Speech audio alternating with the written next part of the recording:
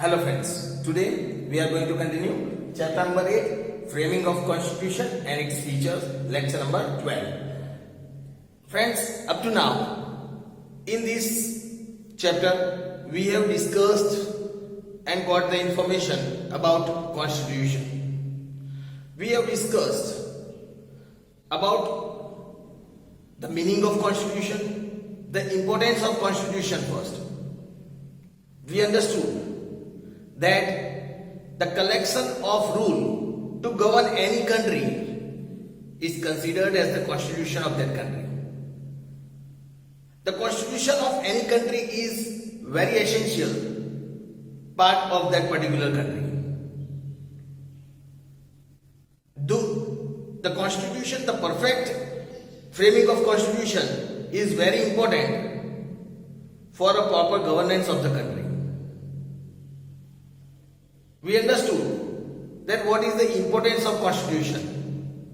We discussed that what if there would be no laws in the country, there would be no judiciary in the country.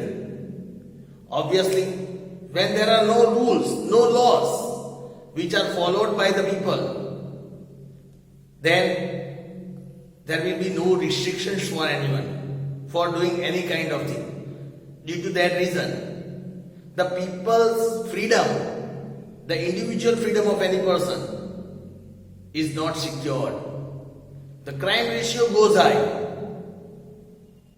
And it is due to that reason that certain rules, laws are necessary for the development of any country, from the proper governance, for proper administration of any country. Constitution plays a very important role. As we discussed, that our India's constitution is one of the live document. As we know that our constitution is not a rigid or permanent document, but instead of it, as per the wishes, as per the aspiration, as per the expectations of the people, as the time passes, amendments can be made in our constitution. New laws can be framed. The old laws, changes can be made in the old laws. Certain laws can be cancelled as the time demands, as per the aspirations of the people. So these all changes can be made, these all amendments can be made in the constitution. And it is due to that reason that our constitution is considered as a live document. We also discussed about the framing of the constitution, that how our constitution was framed. When the Britishers decided to give India independence, they sent the cabinet mission over here to plan for India's independence. And according to the report of this cabinet mission, they suggested to frame a constituent assembly to draft the constitution of India. And here it is said that as per the recommendation of this cabinet mission, the Constituent Assembly was formed. The President of Constituent Assembly was made, Dr. Rajendra Prasad was made the President of this Constituent Assembly. Several leaders like Sardar Vallabhbhai Patel, Maulana Abdul Kalam Azad, Jawaharlal Nehru, Krishna Swami Iyer, lots of such people contributed in framing the constitution. They decided to frame a drafting committee under the chairmanship of Dr. Bhimrao Ambedkar. Several experts from different geographical diversities, different fields, different sectors, different religion, caste, creeds, were made the members of this drafting committee. They made for 166 days in a period of 2 years, 11 months and 18 days. And at last, on 26 January 1950, our constitution came into force and India became a republic. Since then, every year on 26 January 1950, every year after that, on 26 January, we celebrate the Republic Day of our country, which is considered as one of the national festival of our country. Friends, we discussed about the preamble after that what is preamble, in which we discussed about the importance of preamble. Preamble is the introduction of constitution. It works as a compass to show the direction towards the guidelines of the constitution. It solves any kind of misinterpretation regarding the constitution. It reads the minds of the constitution framers. What was the intent behind framing any kind of law? And that is why preamble is considered as the soul of constitution. Friends, after that we discussed a lot about different democratic country, that which country is considered as democratic country. The word democracy comes from a Greek word, demos, that means people, and kratos means power, means ultimately democratic country has the power of people in that country. The people elects the head of the country. Each and everyone are considered equal in the eye of law. They are given equal rights to cast the vote. If they are constitutionally eligible, they can even contest the elections without any discrimination. These are some of the basic features of democratic country. We also discussed about socialist and secular countries. Friends, after that, we were discussing about the basic features of constitution, in which we already completed several basic features like written document, size of the constitution, single citizenship, then a strong federal structure. We discussed about the emergencies, then parliamentary system. We just discussed in the previous part about the parliamentary system. Friends, we also discussed in the previous lecture after parliamentary part, where we discussed about the parliamentary section. Now we are moving towards another topic. After discussing in our previous chapter about independent and impartial judiciary. Now, today we are going to continue the basic features of constitution. Today the topic that we are going to cover in the feature is the amendments in the constitution. Amendments, that is we can say changes in the constitution. So friends, starting with the very first thing, that is the amendments in the constitution. Here we can say, when we talk about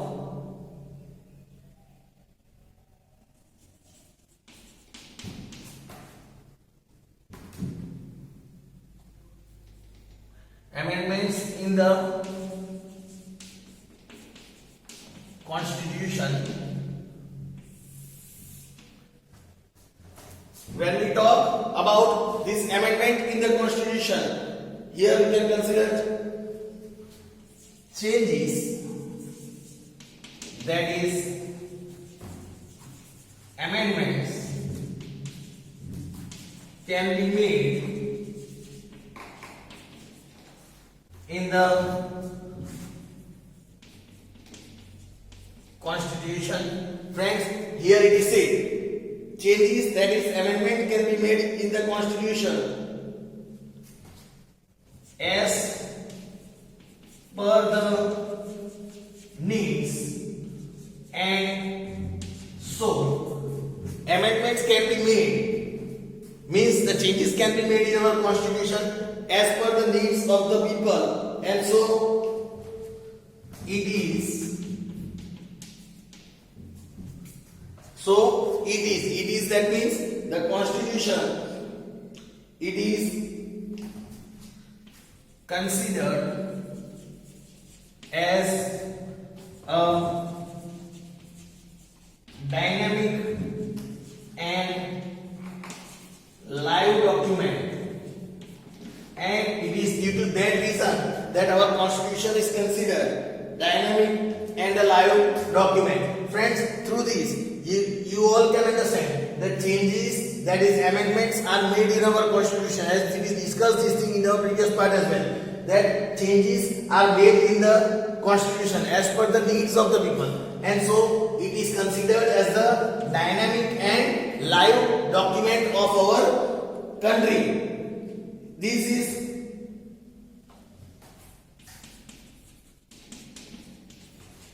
not the case with all the countries. This is not the case with all the countries. All the countries' constitution is not changeable. Amendments are not possible in the constitution of each and every country. But there are only some countries that can make changes in the constitution. Among them, India is one of them. That our constitution is dynamic and a live document, due to which we can make the changes as per the needs and the aspirations of the peoples. So, however, we can say, however, Indian Constitution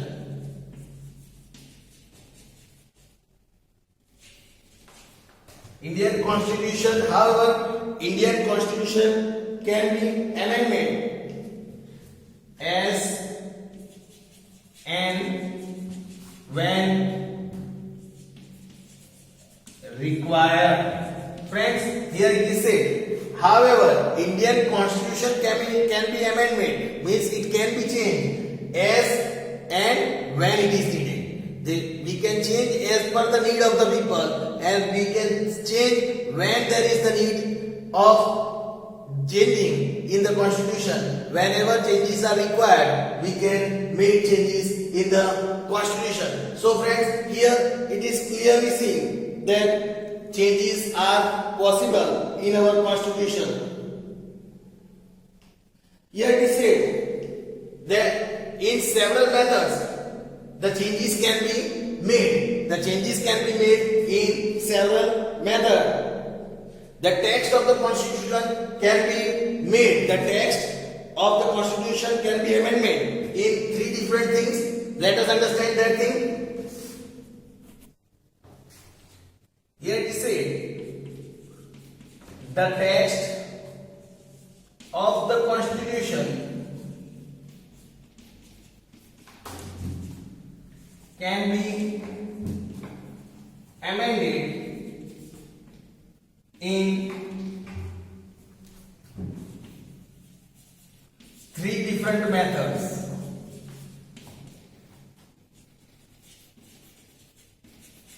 Friends, here it is said that the text of the constitution can be amended. That means the changes can be made in three different methods. Let us understand which are that method. The first method is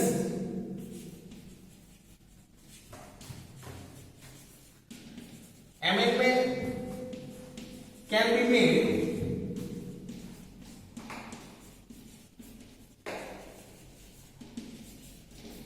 by simple majority.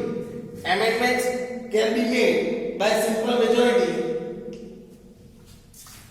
of members present and voting in the parliament. Amendments can be made by simple majority of members. They are present voting in the parliament. Friends, here changes can be made just by the simple majority. Now the process goes on. If anyone wants to make the changes in the constitution, then they have to follow the process in the parliament. In parliament, voting is done to make the changes. That change can make, one process is to make the change is if there is simple majority, or if there is some simple topic, or there is simple law. normal law is there and that normal law needs to be changed, then this kind of law can be changed just by the simple voting and simple, if it is passed by the simple majority of the members that are present in the parliament. By simple majority these can be passed. Let us move towards the second thing. Then here it is said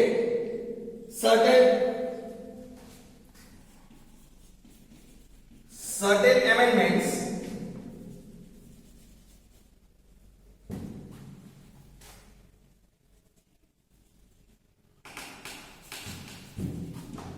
requires a special majority.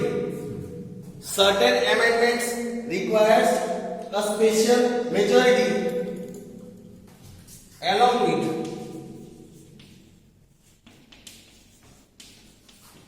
2/3 of members. Here in some cases special majority along with 2/3 members,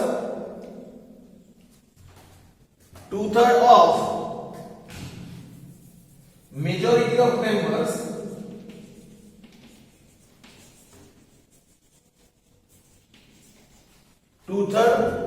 of majority of members that are present and they are voting.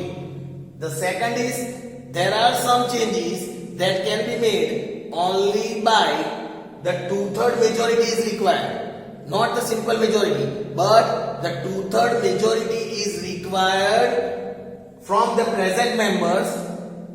2/3 majority of the members that are present and the members that are voting, from that if 2/3 majority is achieved, then we can make changes in the constitution.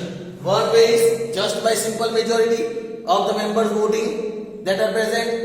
Another is not only majority but 2/3 of majority is required to pass that law, to make the changes. Third,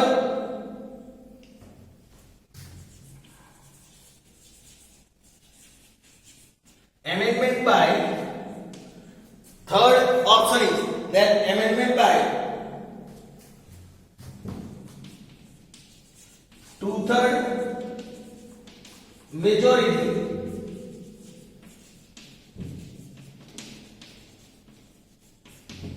third is amendment made by 2/3 majority of the parliament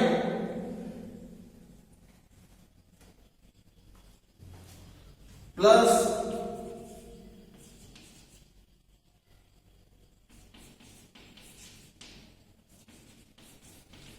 the rectification is needed. Amendments by 2/3 majority of the parliament plus rectification by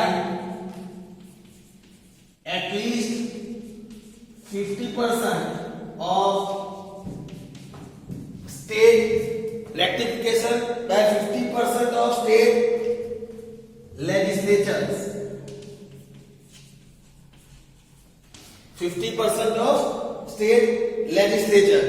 Here friends, these are the three ways through which we can make changes. First, by simple majority of the member present. Second, not only simple majority but 2/3 of the majority is required of the present member. And the third, in some cases 2/3 majority is required. Along with that 2/3 majority, also the 50% of rectification of 50% approval of the state legislative assembly is also required. So friends, these are the three ways in which we can make amendments in the constitutions. Friends, here it is said that if there is any amendments to be made in the interrelation of the states. Here friends, it is said that if there any kind of amendment is to be made in the interrelations between state, central, or if any changes to be made in central, states, or we can say in Supreme Judiciary, if any changes to be made in the interrelation of the states, central, or in Supreme Judiciary,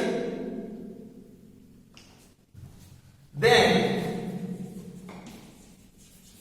half of the states,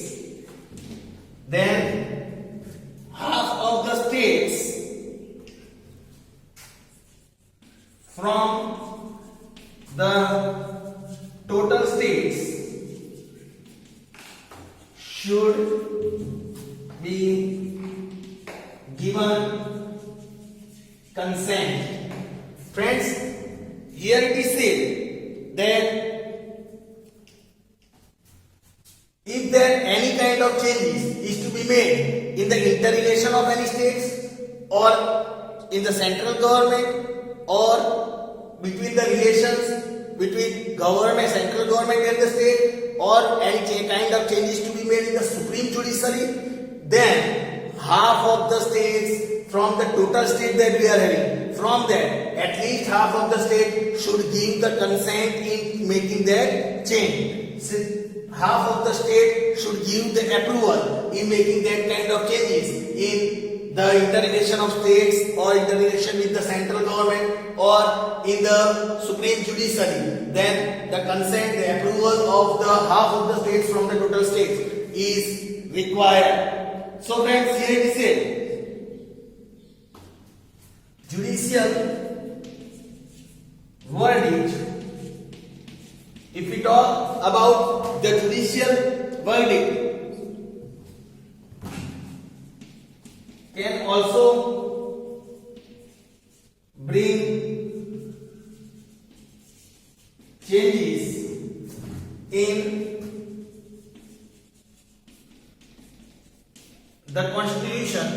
Judicial verdict can also bring changes in the Constitution. However,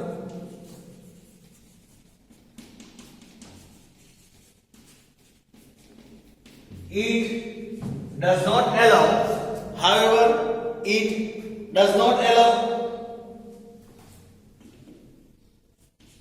to change the basic provisions